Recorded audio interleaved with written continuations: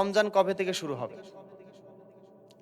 রমজান কবে থেকে শুরু হবে, বা রমজান আসলে কবে থেকে রোজা রাখবো, কবে থেকে তারাবি শুরু হবে, একটা কনফিউশন আমাদের মধ্যে আছে না নাই?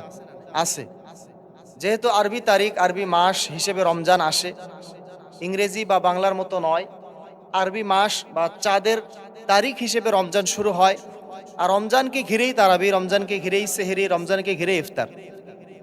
তো আজকে হচ্ছে শুক্রবার।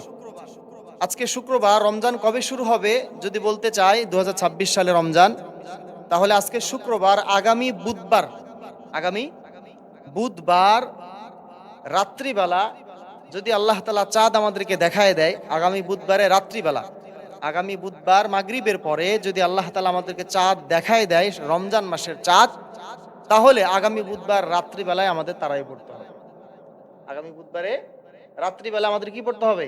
তারাবির নামাজ পড়তে হবে। এবং বুধবারে রাত গিয়ে বৃহস্পতিবারে যে ফজর হবে আর কি, অর্থাৎ রাত 12টার পর তো ইংরেজি তারিখ চেঞ্জ হয়ে যায়, বৃহস্পতিবার হয়ে যাবে।